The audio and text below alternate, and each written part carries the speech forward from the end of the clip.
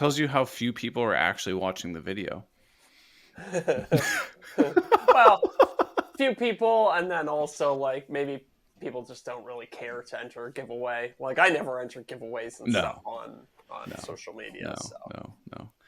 Well, we ready to rock here? yeah, ready in. Hold on, let me get all the settings right. In 3, 2, 1.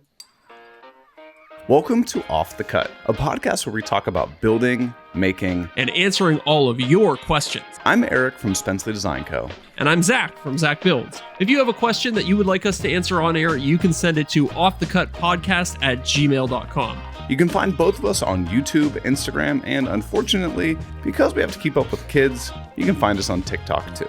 All right, now let's get into the show. Welcome to Off the Cut episode 92. We're up in Toronto and here in Ohio. Today is known as Tuesday, November 28th, 2023, which means the Green Suiters podcast, the worst woodworking podcast in our space, available on Apple and Spotify, still sucks. But you know who doesn't suck, Zach? The sponsor of today's video. Or video. Oh, all right. My. This just screams Can we that redo you're a this intro? YouTuber. Oh, well, the who doesn't suck is KM Tools. That's right. So if you don't know who KM Tools is, it's a tool company run by our good buddy Jonathan Katz-Moses, and he thinks that woodworking should be accessible for everyone. And the company was made by woodworkers for woodworkers. Yeah. What does that mean, Zach? That means that every single item in his store, he either designed himself or, probably with the help of his team realistically, or it's something that they have in their shop. Yeah. And that's why he always says if it's in their store, it's in their shop, right? All right? Yes. Is that the official slogan of KM Tools? I don't know if it's the official slogan, but it's I'm going to start saying it is. Yeah. Well, and then if Jonathan gets mad, I'll stop. It's on his business plans recorded at the bank. Yeah, exactly. Honestly, great tools, but the best part about it is a portion of all their profits go directly to the Katz-Moses Woodworkers with Disabilities Fund, which helps get tools and resources in the hands of those who need it most. And Jonathan is working towards his goal of giving away $1 million in tools. And so he was posting some stuff today and I reposted it. And I was like, you know what? I'm going to make a donation to this as well. And I challenged other people on my Instagram stories. Had a couple other people respond back that they also donated. So yeah, very cool. Consider checking them out. Yeah. Oh yeah. Oh, well, first of all, Derek's back. Derek, we missed you last week, man. On vacation? Yeah. Oh, for the record, I drove. I didn't fly. Okay. I drove straight through Columbus, and we were in Detroit looking over at Toronto. Oh, nice. So I was okay. So I was right when I said that you would be driving, and then Eric rudely corrected me.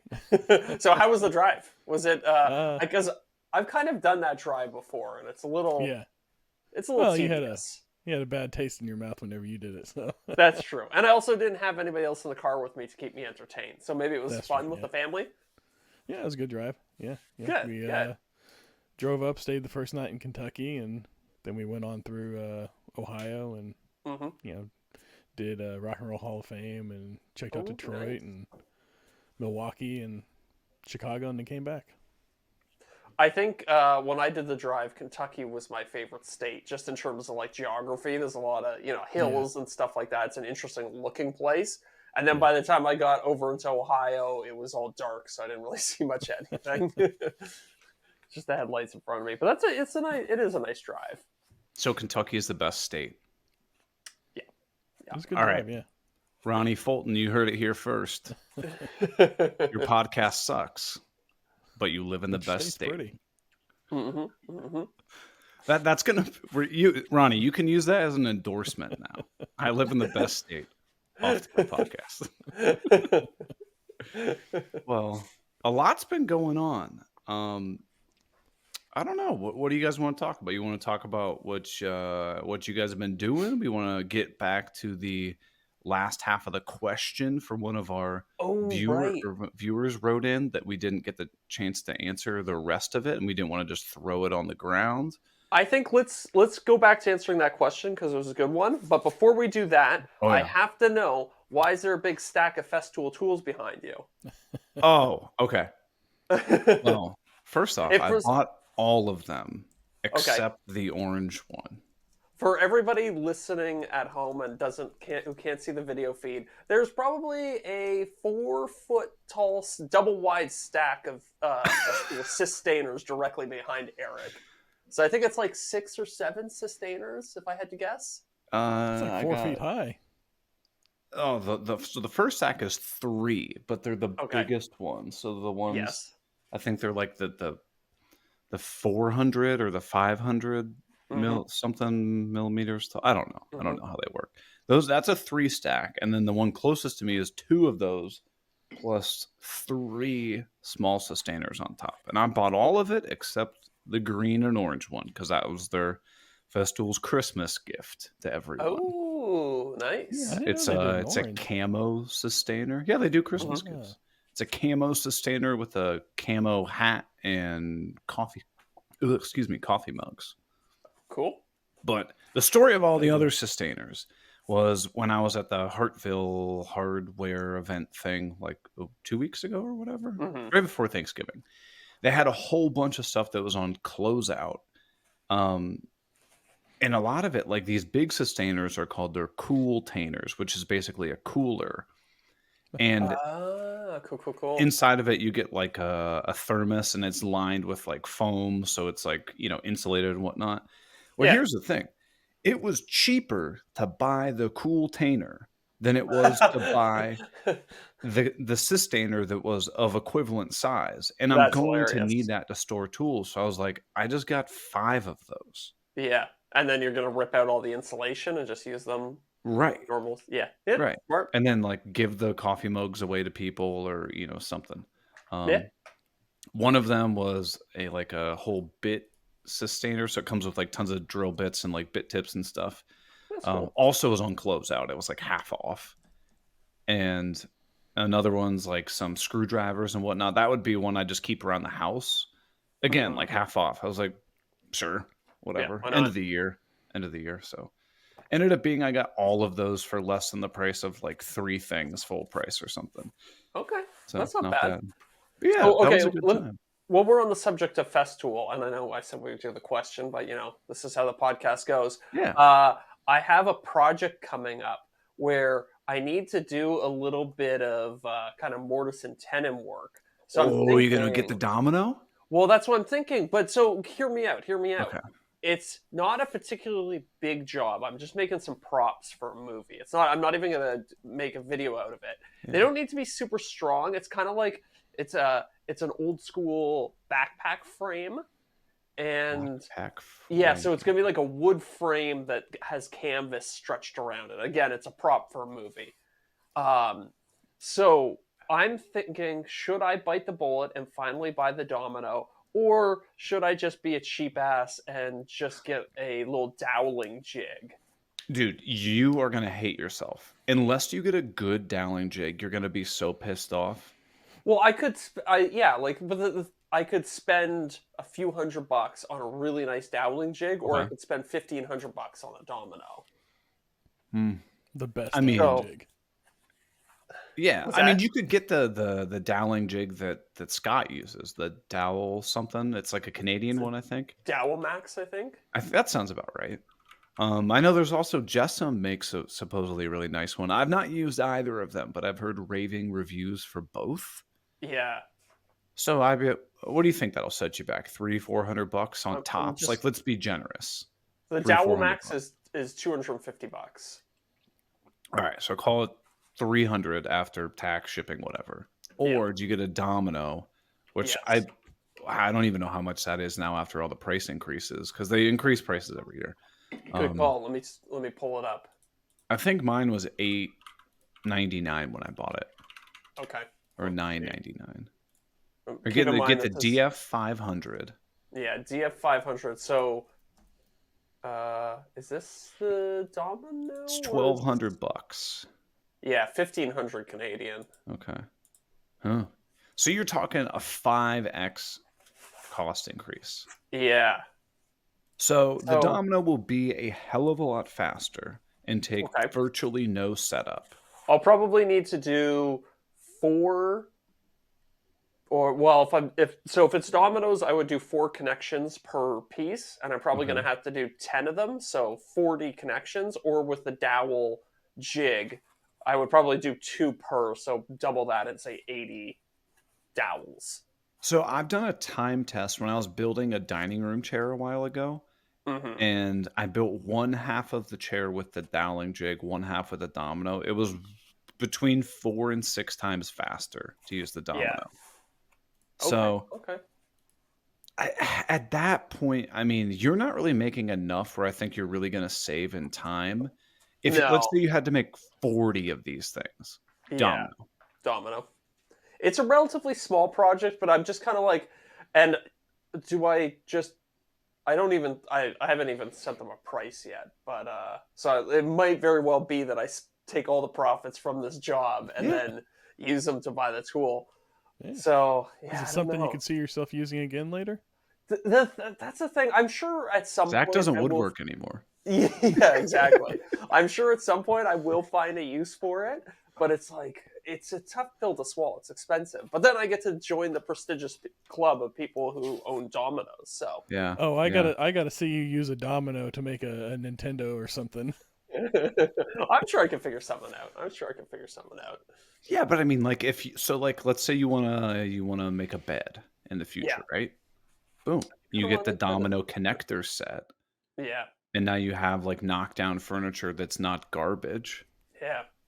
If you build any piece of furniture, you'll be like, "Oh my god, the domino was great." Yeah. So it's. Do I make this investment for the future? Because I realistically, I am going to make more furniture at some point. Maybe. maybe. Like I'm going to put out more YouTube videos. Well, you're just going to start doing 10 tool videos from now on. Oh god. Oh god. We'll talk about that. About that. But honestly, the price is only going to go up. Yeah. They're not innovating. Like they're not making a new version of this. They haven't updated this thing in forever. Yeah, that's a good point too. That patent's not expiring anytime soon either. No. Once you have it, you'll be pumped. You already have the dust extractor, which is just instantly connects to it. Yes. The only thing, when you buy this, what's 1,500 Canadian, 1,200 US. You also, I would highly, highly suggest buying the other sustainer that comes with all the extra dominoes and every size bit. Okay. It is a insane savings. So the bits are like $50 to $60 a piece. So I think you get 5 bits in there. So you're already at $350. Plus you get it fully loaded with like all the domino tenons and stuff. And I think it ends up costing you what, $350? Yeah. $400? Yeah. 500 Canadian, but yeah, it's a really, really good value. But yeah, I mean, then you're talking, you just spent $2,000 Canadian, right? Which is like, 1,600, 1,700 US. Yeah. So well, we'll see. It's a movie production thing, so maybe I can really bend them over the barrel when I give them a quote for the price. Yeah, is this for your buddy that does the? Yeah. So basically, anytime there's a prop in any movies that they're working on that need to be made out of wood, they call me. Okay. Nice. It's been good. It's been fun. Is they he give the me like owner weird or an employee of the company? No, he's the owner. So they will. So there's I think 3 principals on the company. So like 3 people who are working together in a props department, working for. I think they were all working on the Star Trek TV show at the time, and they were like, "This is dumb. We should start our own company instead of just working as employees of the production." Right. And so they basically do all the same work now, except they work out of their own office, and then they just make stuff there and then send it to set. That makes sense. So are you allowed to disclose what movie this would be for? I think so. It's for Guillermo del Toro's upcoming movie. Oh, nice. Yeah, so I don't know. I'm not sure exactly what it's about. It's set sometime in the past, and I think the backpack frame is going to go on Oscar Isaac. So Nice. That's it pretty made some cool, though. yeah, Right? yeah, No, I'm serious. Like you watch the movie and you're like, "Oh, I built that." yeah, That's cool. yeah. That's awesome. Behind the magic. Right. So would this be something you could pitch to like him and go like, "Listen, I'd be happy to do this. I'm kind of eyeing this new tool that would make this job easier and tons of other jobs in the future easier. Like, would you consider like you just basically pay for the price of this and we just call it even?" Yeah, yeah. Like it's nice because I'm working with my friends, so they're more interested in protected. Like, how do I say this? They're more worried about me being happy to work with them than they are about because it's film. Everybody overcharges like crazy in Right. film. Keep the So money in the family, so to speak, too. exactly. So if you give like if you give like a crazy price, it's fine. Nobody really cares. Right. Yeah. I would go for it, man. Yeah. Yeah. Okay. Especially if you want to build furniture in the future, you're gonna love it. Yeah. And you can piss people off in the YouTube comments. Yeah. That's true. That's true. That is worth a lot to me. I already Like, piss people off every time I break out the CNC or a 3D printer. no, Like you I gotta can't afford one of those. what you gotta start saying is, and I'm gonna pop this on my CNC to do it. But if you don't have it, just use your Yeah. laser. Yeah. I do want to get a laser too. That's another expensive tool that I've been eyeing. Well, then you can actually use that. You can be like, and if you don't have the CNC, just pop over on your laser and do Pop it that. over on the, yeah, exactly. And if you don't have that, just use your Shaper Origin. And if you don't have that, I don't know. I don't Yeah. know what to respond with. Cut it out with your domino. I guess you can just jigsaw it or something. Yeah. But then you have to get the Mafel jigsaw, the one that's like $1,000, and they only sell in Europe or whatever. Yeah, definitely. So, all right. So if you do buy the domino, get the 500. You don't need the 700. Yeah, what's the difference between the 700 and the 500? What's that? That's 500 millimeters, I'm guessing, and 700 millimeters. To be honest with you, I have no idea what the number is based off of. Okay. If you really want to dive into it, Jason Bent made a video about it. You can check it out. Long story short, the Domino 700 can make tenons that are like up to like 4 or some inches long. Wow. And they're like, I'm sorry, talking like the size like a Snickers bar beefy. Yeah. But think you would have to make big furniture to ever use that, right? Which I generally don't. Right. Yeah. I've never needed the 700, but if like I were building a bed, you can be like, I could see how that would be nice. Yeah. Maybe some really chunky furniture, but yeah, 99% of the time you would want the 500, and it's a third of the weight.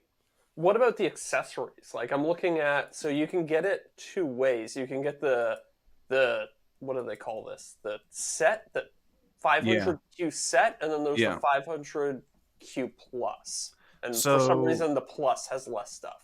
That's a horrible naming convention. Some of their conventions are awful. The more expensive one comes with what they call cross stops. So if you have like your domino, you're looking at it kind of like somebody standing up. It's like if somebody would put their arms out, it makes a little like cross that goes across. I've never once used that. But the idea is that if you're trying to make a series of dominoes all the way across a board, it has little like registration pins in it. So as soon as you plunge into one, you can move over, and the little cross stop things have a little like nipple in it that like hits in the next one. So you could always say, oh, I want them every single tenon to be 4 inches apart or something like that. Okay, that's kind of cool, actually. Yeah. The one that is really nice though is, I don't know what it's exactly called. It looks like a half circle, and it goes on the bottom, and then it has little fences that squeeze in the side. That's really, really nice if you're doing small pieces to make sure that it's always like dead center when you put the domino in. Okay, gotcha. So, like, Okay, if you were good to know. doing, like, a picture frame or whatever, or, some sort of mitered box, you could always make sure that it's, if the piece is 2 inches wide, you could always make sure it's dead center in the middle, and Center. it, like, basically Cool. locks it in. It's kind of like a Okay. fence, like an additional fence for it. Okay. Honestly, most of the time it's cheaper to buy the combo kit than buying the domino, than buying that extra thing on the side. You might as well just Yeah. get it. If you think The you price might ever use it. the price difference is only $100. So Right. if you're going all out, if you're spending the $2,000, what's another 100? Right. Yeah, and at that point, buy everything they got. No. Yeah. See, it makes me sound like I'm a salesperson for them. I don't get any commission for this. But yeah, go for it. Okay. It doesn't look like it. No. Hey, I bought all of that except the green and orange one myself. We were making fun of that so much. We were like, why the hell would they make this? Like, who is their target audience with this? I mean, clearly YouTubers. Our Did they even Gift, sell it that? should have been like green and red. Yeah, they sell it. You want to see it? Oh, okay. Yeah, sure. Bust it Oh, out. wait. I already took the stuff out of it. Never mind. Oh. Oh yeah, But here we go. I think the idea is it's $99. I think it's marketed towards Yeah. someone who like needs a gift for their spouse. Yeah, They're totally. like, oh, he or she Lakes Festival. This is $99. I'll pick this up. I guarantee every member of the Green Suiters podcast is going to have one of these under their tree. Yeah, because they're trash. I'm sure they got one. I'm sure they got one from Festool as well, but their spouses will have also got them. Well, they'll probably re-gift them. Yeah, true. At $99, that's got to be the cheapest thing on Festool's website. Might very well be. Be. It's probably pretty close. I mean, it comes with 2 nice coffee mugs in there. Yeah. But and you get a sustainer you can use for something else. Yeah, you get a sustainer. Yeah. You know who enjoys camo sustainers from Festool? Our patrons? Yeah, our new patron. Ooh, new patron. Didn't see that. Gonna go with, it's either JC or Jace.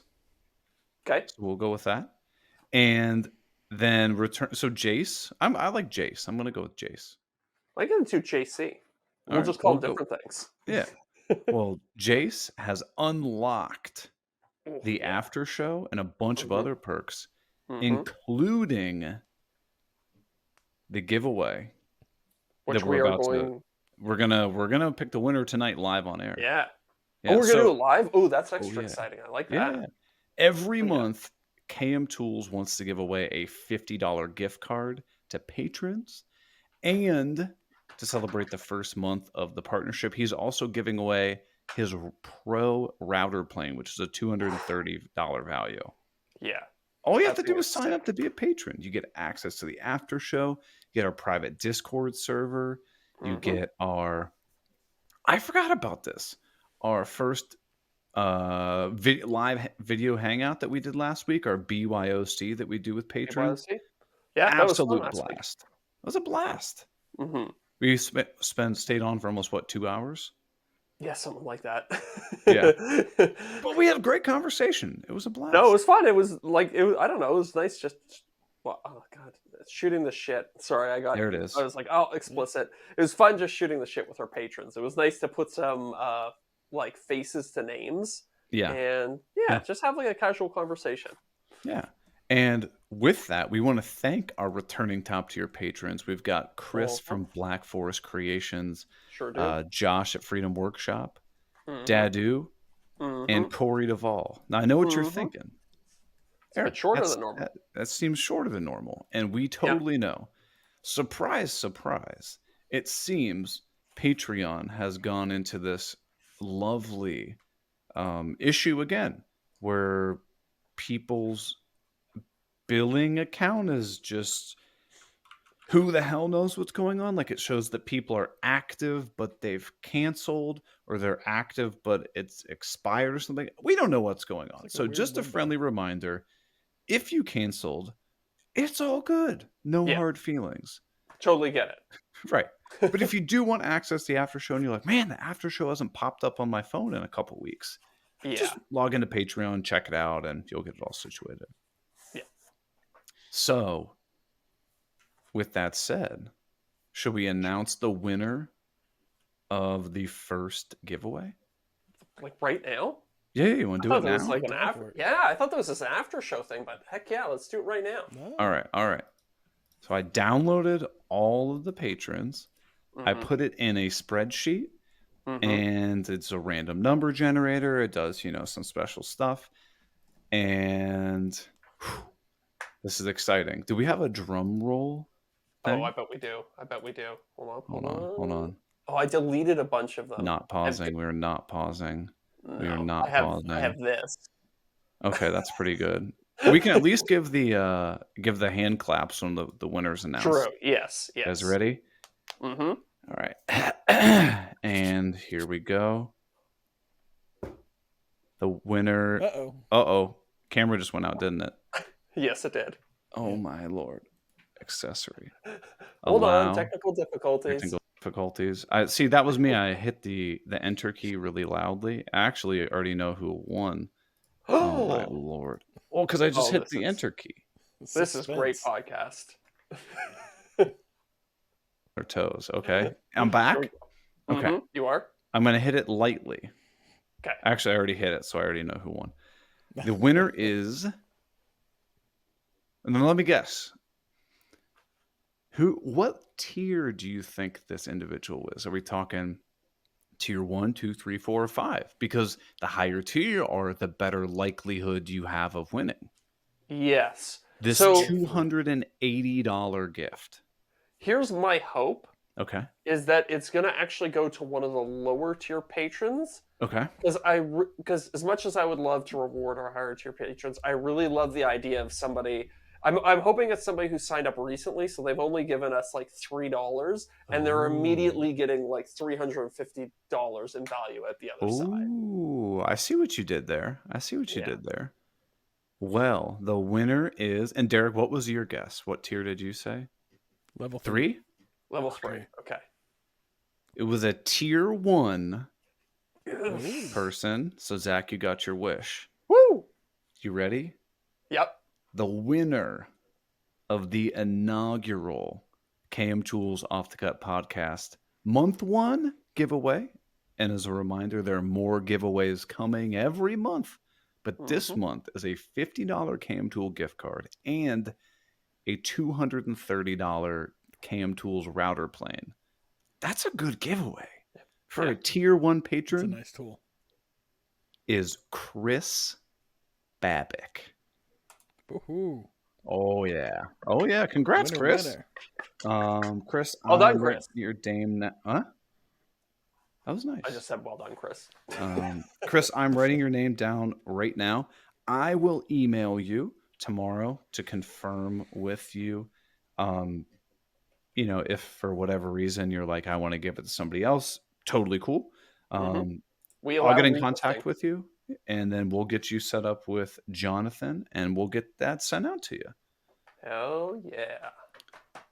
Whew, that was exciting. I wish we could do an entire show of just giving stuff away. I'm looking for that. Yeah, that will be fun. Right? Interesting. Yeah, maybe we'll try and find a way to make that happen. Huh. But I'm excited to do these monthly giveaways. This is exciting. Yeah, this is fun. Did it feel like you have a lot of power? It's kind of, yeah. Changing people's lives. But no joke, you get a $230 router plane plus a $50 gift card to KM Tools. That ain't bad. All for paying $3. That's not a bad return on investment. Yep. So if you want to get access to that in the future, go to patreon.com/offthecutpodcast and unlock all kinds of stuff, just like these giveaways and the after show and hanging out with us. But we'll move on. Okay.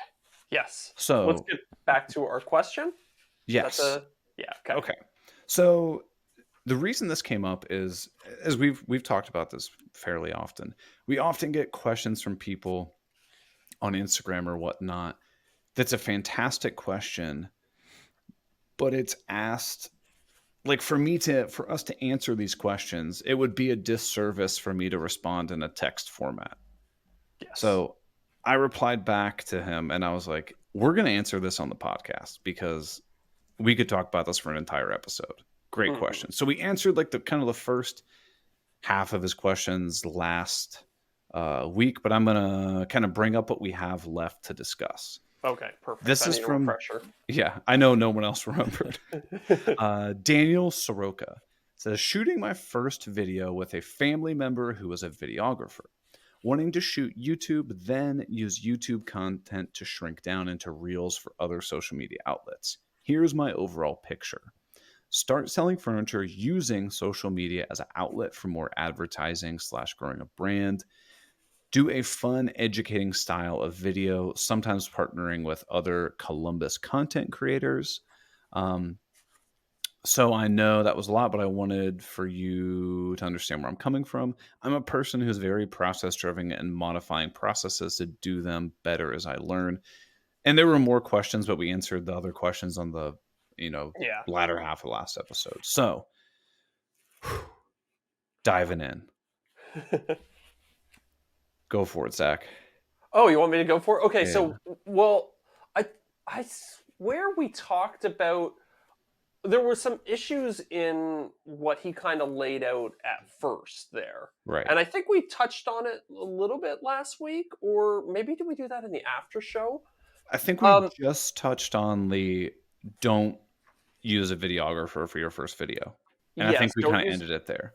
Okay. And then also, he was talking about collaborating with other Columbus creators. Right. We did not talk about that. We did not talk about that. That is something, again, that's kind of in the same vein as why we said not to use the family member who was a videographer. Mm-hmm. I would say the same thing about collaboration, especially early on. Yeah. It is going to be orders of magnitude more complex to organize those collaborations than you think it will be.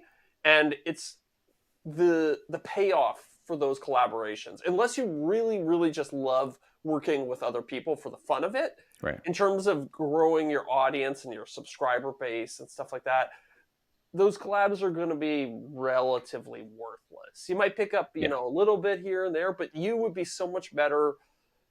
The time would be so much better spent just trying to make good videos that, like if you have a great video with no collaboration, that is going to outperform a so-so video with a huge collaboration on it. You know what I mean? Right. So I don't know. I think that's going to be a lot of extra work, and he's not really going to see much return on it. So I would think to avoid it. What do you think? I wholeheartedly agree with that. I think collaborations started, let's be honest, it started as a way of, hey, will you basically feature me on your channel, shout me out so that I can grow from your audience, and then usually you reciprocate as well. Yeah. Right. Yeah. I don't think people really care anymore. Like it's. Not I'm sure. I'm sure there are some people who will click through, but it's going to be a vanishingly small portion. So, like, say you collaborate with somebody who has 100,000 subscribers, and they say in their YouTube video, like, "Hey, I really think that this guy's videos are good. Go check him out."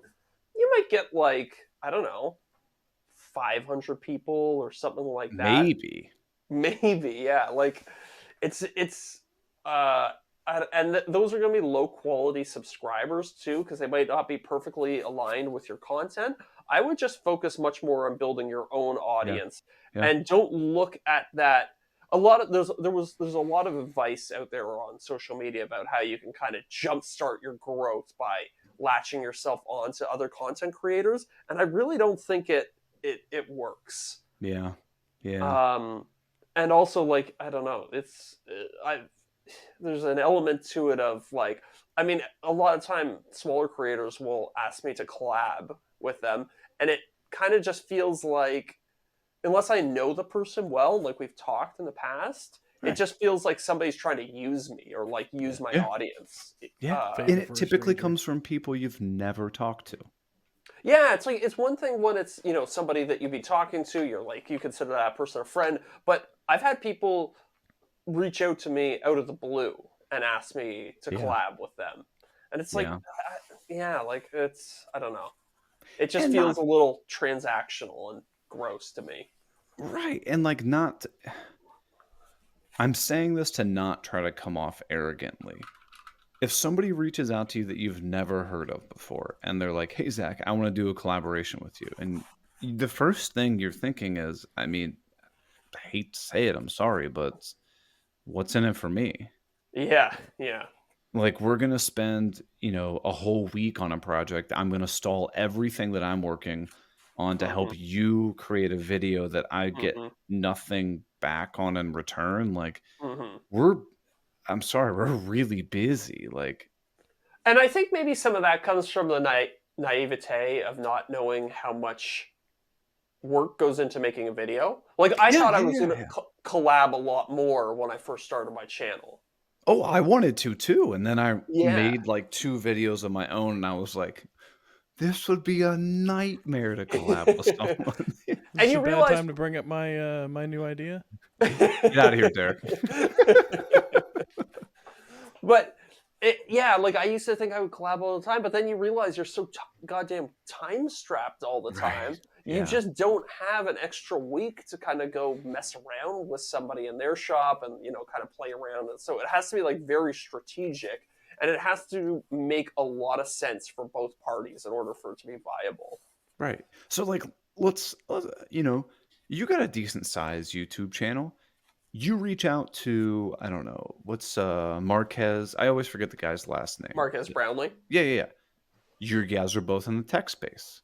Yeah. You reach out to him and you're like, "Hey, Marquez, I wanna do a, collab." He's gonna tell you to fuck off. Yeah, and You know what I rightfully mean? so. I would never Right. ask him to collab because I like, yeah. And why is he gonna say that? He doesn't have the time to do it, and there's no return on investment for him. Like, Mhm. I understand, you know, you look at a YouTube channel and you're like, "Oh, this is fun. This is entertainment." I think a lot of people neglect to see the business behind it, right? Yeah.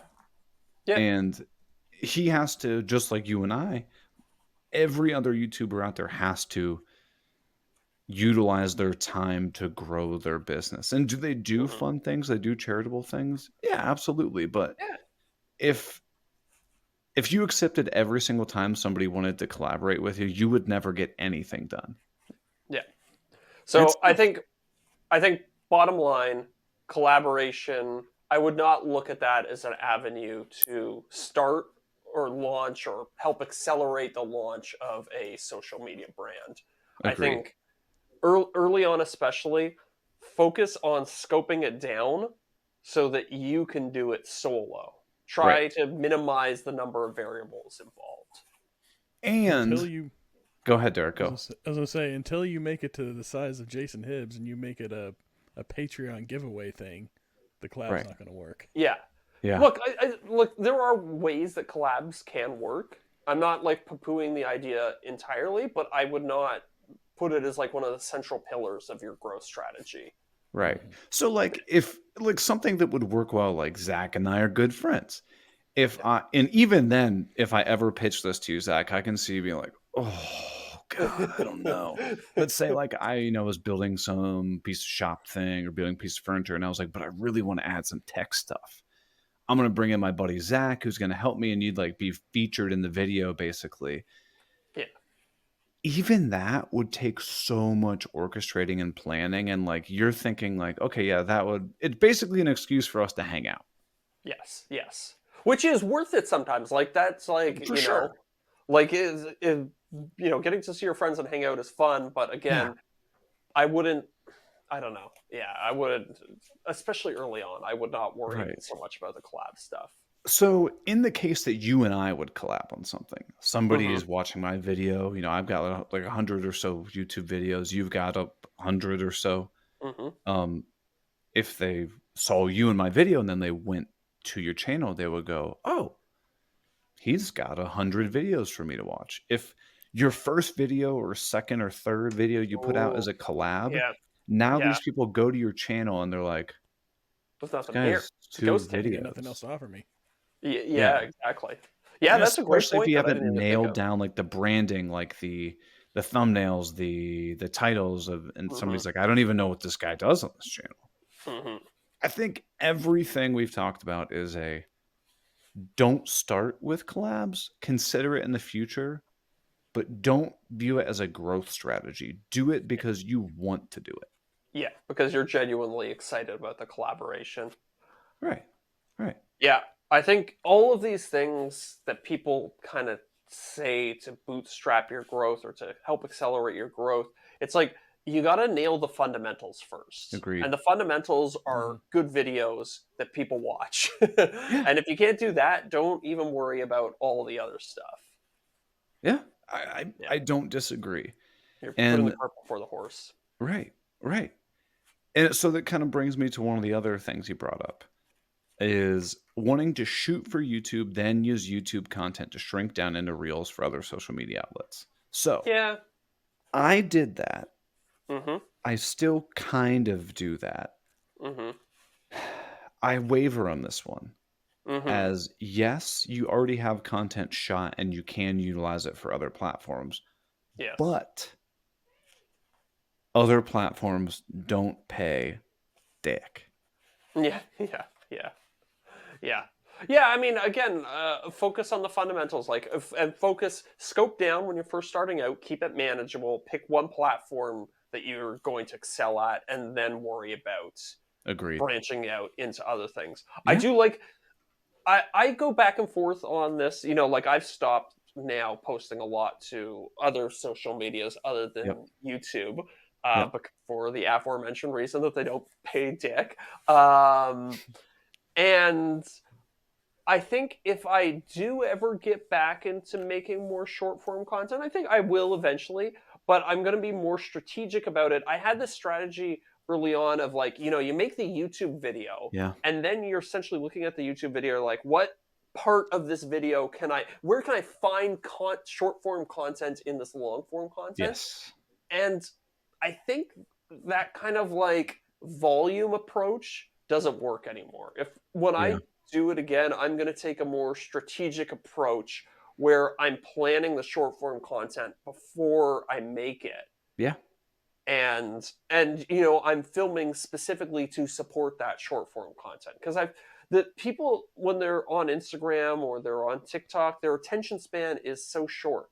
So if you don't have a really tight edit, they're just going to swipe away and your video's not going to do numbers and it's basically just wasted time. Right. Right. I don't disagree with that. I think my mistake starting out was I was like, okay, well, I have to have a website. Okay, I have to have a blog. Well, I also have to have an email newsletter. Well, everyone says I should be on Pinterest. I don't even know how to do Pinterest. Well, I should also be on TikTok and Vero and all these things. I had a lot of discussions. I was talking with Drew Witt on the phone for a while. I was talking to Jason Bent at Hartville for a while, and Ronnie and Matt from MWA a lot recently. And we're all kind of on this idea of why are we wasting time on things that don't make us money and have no return? And why are we trying to be good at everything as opposed to just being really good at one or two things? Yeah. Yeah. It's hard to spread yourself that thin, right? Mm-hmm, mm-hmm. No, it's not. It's not a viable business model. No. And the great thing about getting really good at one thing is that you know this, and I think most people listening should know this, but the amount of money that you earn, making a video that goes from getting 10,000 views to 100,000 views, you're gonna earn exponentially more money, but it's not that big of a difference, right? So if you get good at making videos, then all of a sudden your earnings go exponential. You can start affording to farm out some of that other stuff. Yep. So all of a sudden, maybe you bring on an editor to do short form content for you, or maybe you hire somebody to run your website. And that way you can stay focused on the thing that you're really good at and hire out the rest of the work to somebody who's an expert in that space and who can do it better than you. Which It's interesting you said that because that's literally what I'm doing right now. I Yeah, yeah, hired someone, I hired a professional design firm to overhaul my website and set it up on Shopify. yeah. Could I have taken the time and made a Shopify website myself? Of course. Absolutely, I could. Yeah, But it is worth it to me to pay what I thought was a very reasonable sum of money for them to do all of it. And they're knocking it out of the park. yeah, yeah. You end up with a better result. You also end up with more time in your Time. schedule to work on the things that you do the best, Yeah. or And to just just as spend with your expensive. family, which is important too. right. And the other thing I just recently hired out is I told you, oh, I've been really working on growing Facebook, doing this, doing Hmm. this. I was like, man, this is taking me time. I've got some steam. I'm making, I full transparency, like $100 or $200 a month on Facebook. Like, you're Hmm. like, cool, exciting. Hmm. I've put in way more than 1 or 200 hours into that. So Right. I'm getting very little return on investment. And I talked to several other people about it, and they're just like, why are you messing with Facebook? I'm like, because it's an avenue to do it. They go, no, no, Yeah. no, no, no. Why are you Yeah. messing with Yeah. Facebook? I'm like, what do you mean? They go, hire someone to do it for Do you. it. So I'm in the process of doing that now. We're just through some admin stuff, but like as soon as I thought about that, I'm like, why not? Yeah. Yeah. So, and if it works out, I told you I'll hook you up with them as well because I think I'm you can very monetize curious. in Canada, right? I think you can. I think you can. Because is Matt from MWA Canadian? I think he might be. No, No? he's in Tennessee. Who am I thinking of? There was a Canadian who was absolutely killing it on Facebook too. I don't know. Can't remember who it was. Dusty Lumber? Yeah, Dusty Loberco. Yeah, yeah, yeah. I think he's running. Well, people, no, I don't think they want people to know, but he's got several people on his team that reprise all the comments and everything like that. But they try to make it feel like it's just him. Yeah, yeah, yeah. Sure, sure. But I don't know if I'll but ever that's the do that. example. You're outsourcing. Yeah, yeah. So yeah, I'm excited to see how that goes. Hmm. But so okay. Did we touch on everything, or is Uh, there any more to that question that we haven't done yet? Start selling I furniture think using social media as a outlet. Yes. yeah, that kind of ties Again, back into all the rest of it. yeah. Again, I don't know. Maybe this is just my own personal bias bleeding in here Yeah. Say because I it. don't really want to make furniture for other people, but I also think that's a bad idea. Yeah. um, yeah, I mean, it's not a bad. I think you really want to decide what is your business. Is it a content creation business or is it a furniture business? Right. Because if it's a furniture business, you're going to be making a lot of the same thing over and over again. Right. Um, And you'll never have time to make the videos because you're like, oh, it's going to take me so long to film it. I just need to bang these out. well, yeah, Which it one do you gets into want? they start conflicting with each other in a bunch Right. of different ways. Like you can't make good content if you're making the same thing over and over again, Yeah. right? Right. So they do eventually start running into. I know there are some people out there who do like doesn't I think Cam he like sells like a lot of his stuff, right? Yeah. But I Yeah. assume the content it must be a much bigger business for him than the furniture. Oh, yeah. Yeah, Totally. yeah, Just as a boxy workshop, yeah, he shared with us what he made in 1 year on that. And we were like, yeah, what the yeah. hell? But yeah. So Oh, yeah. You would be selling a lot of furniture to hit that volume. yeah. So again, I don't know. I think it's fine. Like running a furniture business is a perfectly viable business. Tons of people Yeah. do it. It's a lot of fun, but it's going to take away time from the content side of things, which I Right. think is probably a more profitable avenue to go down if you can get good at it. And if you enjoy it. And if you enjoy it, true. Yeah, very true. I can't think of anything worse than building the same piece of furniture over and over again. But I'm sure other people would be like, oh man, I want to So listen to Off the satisfying. Cut podcast, start to finish, all the way from Mhm. episode 000, and just bang out this chair and just zone out. Yeah. Well, then you're probably the last person who wants to deal with shooting videos, editing videos, doing all the back end analytics, adjusting titles and thumbnails, doing all that kind of stuff, right? They're Yeah. different people. I think you have to decide which person you are Yeah. and try them. Yeah. Yeah. Yeah.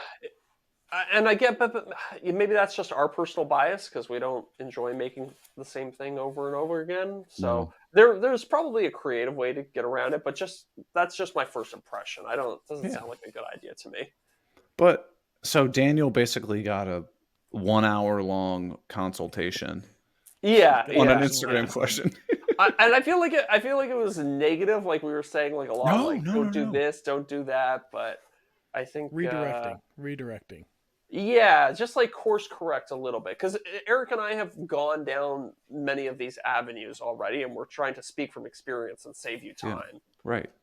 I'm trying to break down barriers, right? Yeah, Same with people who are like, what camera should I start out with? The one you have. Yeah. And we're not just trying to be all like, pat you on the back. Oh, just use the one you have. Don't try to go and learn a new camera because now you're adding another barrier that's going to make it even harder for you to get started. Yeah. You know how to use your phone. Use your phone. And then when you go, oh man, I really wish I was able to do this, this, and this, then go get a camera. Yes, exactly. Then you know what you need. Right. Exactly. Find the limits of your current equipment before you even start thinking about upgrading. Yeah, and I want to prevent people from going down dead ends, because you can go down dead ends and you don't realize they're dead ends until you're at the end of them and you're like, oh damn, now I've wasted all this time. Ooh. So can social media lead to local sales that effectively in this space? I think it used to. Yeah, like I don't see it. I don't see it either. Maybe if you were like a marketing big enough. Well, yeah, that's the thing. Like, so what's the coincidence of needs and geography? So say somebody needs a table for their house, right, and you have 10,000 followers. What are the chances that that person is even going to be A, following you, B, in your geographic area, and C, willing to actually pay the prices required to create a piece of furniture? It's like the Venn diagram starts to get really, really small. All those overlapping circles, trying to find somebody who,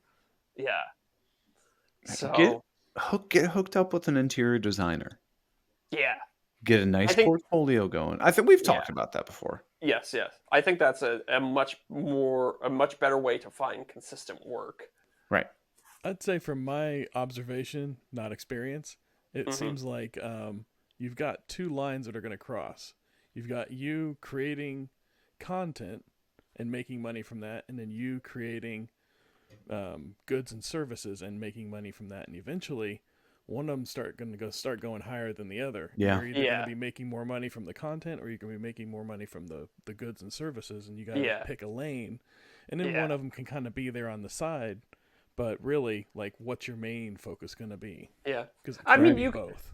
Yeah, and you can use selling furniture to like kind of bootstrap the content business or something like that. You need to sell a few pieces you make early on to afford a new camera or whatever. Like that's definitely But I think at a certain point you're going to have to decide what's the main business actually going to be here.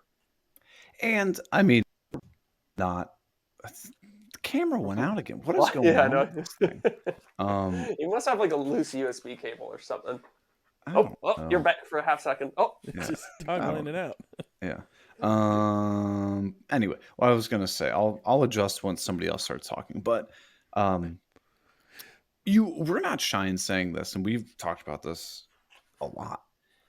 If you go make a YouTube video or whatever tomorrow, right, and you post it, you're not making any money at all.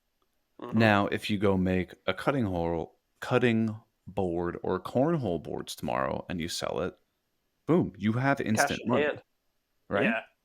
Yes. So it's like, do you do both to start until you gain steam? Or is it one of these things where you work your day job and then do content on the side and almost kind of treat it as a hobby as you slowly build it up. Like, Yeah. I think it would be ill-advised of someone with no income to just go, tomorrow I'm starting a YouTube channel with no revenue streams. I would not advise that. Yeah. That's a gamble. It's a gamble. I mean, again, when it comes to back to this concept of bootstrapping, like if you have a day job that pays pretty decent money, I think that I would divert funds from that rather than quitting that and then trying to make cornhole boards and then sell those in order to fund the YouTube channel. Because Yeah. chances are you're probably already an expert in the field that you're doing. Like you won't have, there's not much of a learning curve. You can, if you're well into your career, you can probably do whatever it is with your eyes closed, which will allow you to, maybe free up mentally, think about the content you want to make. I don't know. I think that the selling of stuff can become a distraction and, take you away from the main thrust of your business. Yeah, I mean, that's a perfect example. Like we talk about with, TikTok and all this kind of stuff. It's a distraction. Yeah. Focus on what you want to do and do it well. Yeah. I've been seriously considering cutting TikTok altogether. Yeah. Oh, I almost deleted it off my phone today. Oh, really? Uh-huh. But then how are you going to see the viral videos? I don't watch TikTok. I open it up, I post, and I ghost. It's funny. I will actually use TikTok occasionally. I almost never use Instagram Reels, but sometimes I will sit there, while I'm going to the bathroom or whatever and just watch 3 or 4 TikToks in a row. But do you enjoy it? Yeah, sometimes they're funny. Okay, that's all that matters. Yeah. But you're not watching from our space. You're watching from other areas. Yeah. Yes. Yeah. Again, my feed, when you boot it up, it's like nothing woodworking, unless it's one of my friends pops up. It's almost no woodworking content. It's all like comedy and stuff like that. Yeah. Finance. Yeah. Economics. Honestly, that kind of stuff I go to. That's hard to do in short form content. It's mostly just like clips of comedians and stuff like that. Yeah, makes sense. Those make me laugh. Yeah, but no one is killing it on TikTok unless you have the TikTok shop thing. Yeah, but or like 10 million followers. Yeah, so I've heard the new thing on TikTok is all just this affiliate shit where like you get this vacuum cleaner and then everybody tells you that's the best vacuum cleaner in the world. Right. That reminds me of my newest YouTube video. That stuff is so dangerous though, because in a TikTok video, it's such short, so you can't like really say that much about a product, right? So you can't do like a proper review. No. And I feel like so much of that must just be content mills where people are just trying to get as much affiliate links and income as they can. Mm-hmm. So the incentives are a little perverse there. They just say they love something so that you'll click it and buy it, and then there's no recourse if the product turns out to be crap. Do you think that the people who do fairly well in some like the TikTok affiliate stuff, do you think that their money comes from the video? Or I know the answer: the videos or the affiliate thing.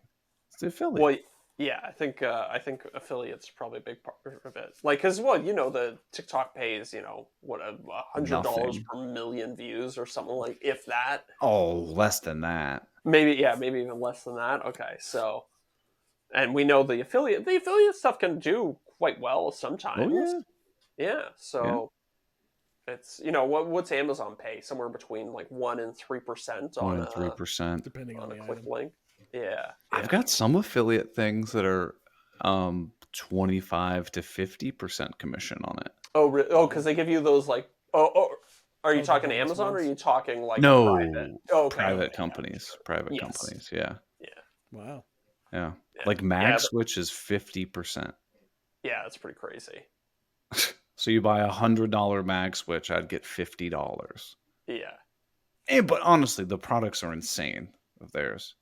I love MagSwitch stuff. I use it all the time in my shop, but it's a tough pill to swallow because their stuff's expensive. And like $100 a mag switch is like one little magnetic block. In like the medium strength one, not even like the heavy strength one. Yeah, Yeah, exactly. yeah. Yeah. But it's Great interesting. welding tools and great woodworking stuff too. Yeah. Oh, I gotta put that in another top 10 tool list video thing. Yeah, Can So I just say how much I hate that video is doing well? it's that time of year.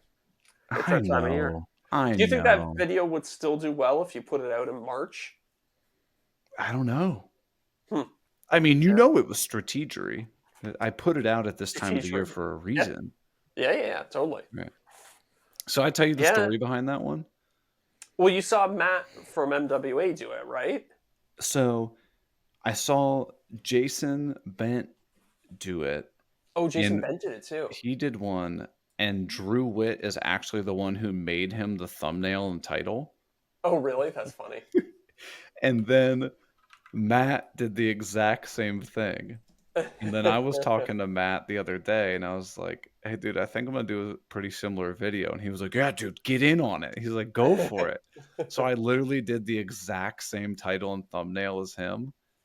That's so And funny. he texted me earlier today. He goes, oh, he's like, nicely done. Your video's going to the moon. He's like, it looks even better than mine. And it's so funny that it's literally the same title and thumbnail. I looked at Matt's thumbnail and then your thumbnail. I was like, oh my God, it is like. I know. It's and identical. I texted it to him. I asked him. Like, yeah, I know. That's funny. Like, I wonder, have you compared click-through rates with him? Like, to no, see, I like, should. My yeah, click-through rate's not that good. It's like 6%. I mean, for a video where people watch the whole thing, like, a click-through rate and average watch duration combine in weird ways sometimes. Like, if you have a crap average watch duration and a great click-through rate, it's like, I don't know, you kind of get like a medium result. Yeah. So my audience retention is 8 minutes and 54 seconds of a 24-minute video, which is like 36%. It's not great. Yeah. Not great, but it's also, already been watched, 100,000 times, right? Yeah. So 117,000 views in one day, 8 hours. What the hell? That's crazy. Are you kidding me? Like, but see, this is the frustrating thing is I shot that video in 45 minutes. Right. It took me like a day to edit because I did a bunch of B-roll and like made it real tight and was trying to make it snappy. But like, if I had to, could I make one of those videos a week? No problem. Yeah. But do you want to? No. I mean, I'll at do least like one a year. Yeah. And maybe that's like my Black Friday Christmas time me video. Totally. Yeah, just put it out like beginning of November or something like that, so it still has momentum going into the holiday season. Yeah. I mean, I'm very thankful it's doing well, but I'm also like, you gotta be kidding me. Versus a dining room table that you spend 3 months building. Yeah. Right. And you get 5,000 views. It sucks when the videos that you like the most don't perform as well the ones that you don't like. Right. It's such a weird spot to be as a creator, right? Because you want it to be fun. You don't want it to be a grind. You're constantly making videos you don't like because that's not sustainable. You're going to burn out eventually if you keep doing that. So. Right. Like, did I enjoy editing this video? Hell no. I'm just watching myself talk at the camera, and then I throw B-roll that I've already edited and like filmed before on top of it, and I'm like, oh my god, this is a grind. And just watch my next video will get like 1,000 views. This one, well, I mean, this one's doing well. It should give you some momentum going into the next one. So I hope so, because I don't think it's going to be super exciting. What's the next one? It's going to be, I think I'm going to title it something along the lines of, I finally got rid of my table saw. Okay. And so I started out kind of like talking about like, oh, the table saw is like the, most important tool in my shop. It's what I use for everything. I started out with this one, then I got this one. but for me, like the table saw is no longer enough. And then I'm like, and that's why I'm getting rid of it. And then I ended up cutting out about 15 minutes of the video after that point to try to make it just really, really tight and snappy. Yeah. Just kind of like going over like why I got the new table saw, how upgrading to a nicer table saw is like make things easier, like kind of what you get with it. Yeah. As I'm like putting it together, I'm not like, okay, then you take this bolt and you put it on here. It's more just like I'm putting it together and I'm like, and one of the great things about the table saw is like, when you get a nicer saw, it comes in separate pieces. So if it's not perfectly flat, you have the ability to like level and adjust all those pieces. And I kind of like mention that as I'm doing it. So it's like more educational, not just like put bolt B here. So I don't know if it's going to do super well. People do like seeing tools and like stuff like that. So I don't know. Top 5 reasons I replaced my table saw. Yeah. I'm just hoping that after how well this video does, that it'll bump up my sponsor evaluation for Mark. So maybe we can talk about this in the after show. But it's been I've been frustrated lately. I haven't had much good sponsorship stuff. No, but your channel's been knocking that out. I know that's the thing. Like, like my have you gotten offers?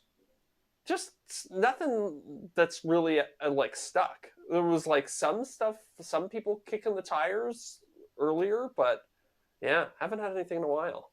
So I wonder if this is something that we can do. Is just like, talk to Mark, be like, hey, I got a video that I want to put out in 4 weeks or something like that. Yeah. Can you find me something? Well, I kind of said something like that, Jim, because so the Nintendo 64 video that I did close to 1 million views in the first 30 days. Hell yeah!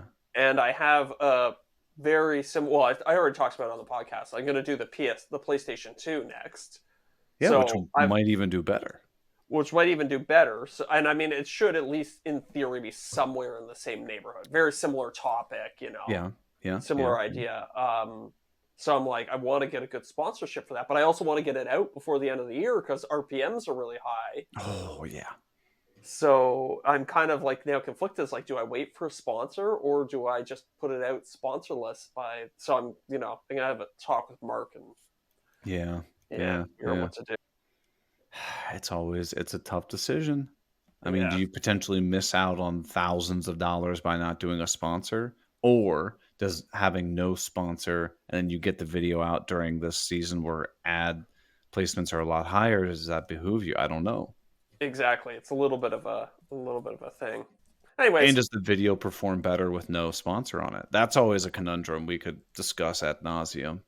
I think almost certainly a video performs better with no sponsor. You know what's interesting about the video that I put out yesterday? Is there is no dip during the sponsor part. Really? Interesting. No. Did you I haven't watched it yet. Did you break up the sponsor read like we talked about? So I literally was just like, here's the first tool. I'm going to talk about why this, and this. Here's the second tool. I'm going to talk about this, and this. Here's the third tool, this, and this, all the way to number 10. Yeah. Well, it's just that tool number 2 was the sponsor. I see. I basically was like, one of the other things that's worked really well for me, that's somebody who has like a low, doesn't have access to a lot of power, is a portable power bank. Like this one from Yoshino. And then I just kind of talk about the benefits of portable power banks. I had like one sentence I had to say about like the features of it. Yeah. And the rest I'm just kind of like talking about them in general. I don't think people realized it was an ad read, which was what I was going for. Yeah, fair. I mean, if you got affiliate links on all of them, aren't they all technically ad reads? Yeah, true. Exactly. And that's what I'm saying is like, I'm like, oh, here's a TSO product. There's a link in the description. Here's, headphones link in the description. You would probably, as a casual viewer, I think you would be hard pressed to delineate which one was the sponsor of the video. Yeah. Which is what I was going for. I was like, this is the perfect one. Because they wanted a 2-minute long ad read. And I was like, oh, that's going to be tough just to... right? Yeah, that's so do they let you, if you wanted to, could you break that up in the video, or does it have to be 2 minutes continuous? This specific one, and I took it on because my videos hadn't been doing super well, wanted a 2-minute ad read that started in the first 3 or 4 minutes or something like that. And I was like, oh, baby, that's rough. Yeah, that's a hard one. But, I mean, looks like it turned out. It's going well. So am I going to turn into one of these channels that just does a top 10 tool list video every week? I hope to God not. Please, people, watch my furniture projects. But yeah, it's been going well. It's gotten me excited, reinvigorates things. Good, And, good. Yeah, that's important. Because the past couple of videos they bombed. It's hard, man, when you have a video that you've worked so hard on and it doesn't do well. It's pretty brutal. It's especially ones you thought were gonna dominate. The don't buy Milwaukee Tools videos. Like, this is gonna crush it. Yeah. Nothing. Yeah. But I don't know. I might kick around some ideas with other people who haven't even seen the video and be like, what would you title this? Get like a fresh set of eyes on it. Sure. Yeah, that's a good idea. And oh, the other thing I wanted to bring up before we go the after show, that YouTube A/B testing that I finally got access to it. Yeah. Garbage. Really? All it says is what the watch time was. Interesting. It's like, oh, this thumbnail gave you 50% watch time. This one gave you 49%. It's like, okay, but was one clicked on twice as much? Like, well, so what YouTube is trying to do, and I know this from watching that interview with the community manager, was they're trying to optimize for audience satisfaction, right? Yeah. So that's why they're pushing the average watch duration, because they want you to they don't want you to clickbait. They want you to have a title that's informative and then people stay and watch the whole thing. So she put out like a 3-second video. Well, I think longer. I think we know. We don't know for sure, but I have a suspicion that longer videos in general are better, just because they keep the people on the platform for. Like, if somebody's locked in and they watch your thing the whole way through, and it's a long video, I think that's really good for YouTube. Yeah. But we both know, though, that watch duration isn't the most important thing. It's very important, but click-through rate is also very important. And TubeBuddy now shows average view durations for different thumbnails too. I'd still take TubeBuddy over the YouTube testing any day. The YouTube testing, you can do ABC testing though, right? You can. Yeah, you can do. And I actually did it on my most recent video, and I got the results back in 25 minutes, which was nice. Oh, crazy. As opposed to having to wait multiple days, because it was just oh, Derek, you get this one. Zach, you get this one. Scott, you get this one. Yeah. So best case scenario, TubeBuddy's like 3 days, 4 days, I find. Yeah. So it makes it hard to check. Interesting. I still haven't got it, and I'm still waiting for it. So it's still in beta, technically. Yeah. So it even says beta on mine. So hopefully, when it rolls out, it also shows the click-through rate as well. Yeah. Once it comes out of beta. Oh, and you can't test the title. You can only test the thumbnail. Oh, really? Mm-hmm. Which is a bummer. TubeBuddy's probably pretty happy right now. Yeah. Because they're going to kill it, though. They're going to kill TubeBuddy soon. You think so? Oh, think they'll. Yeah. They went in on that money. Or they're going to have a creator premium thing where you spend X dollars a month to get access to all these additional analytics tools and stuff like that. That's what they should do. I'd instantly subscribe to it.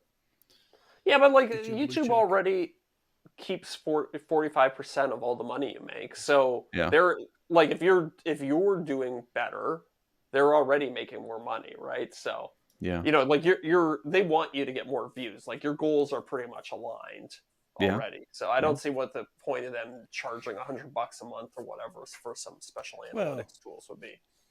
You want more views. They want more audience members wherever they go.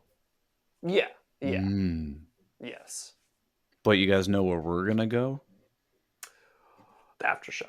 to the after show. That's right. And we will see you. Oh, I didn't know if we were going to cut it there. Okay, yeah, let's just cut it there. You want to just cut it there? Yeah, let's cut it there. Because people know, at this time, people know where the after show is. Yeah, true. And if not, whatever. And if you don't, screw you. You probably listen to the Green Series podcast. All right. No, any live stream questions we missed out on? No, I don't think so.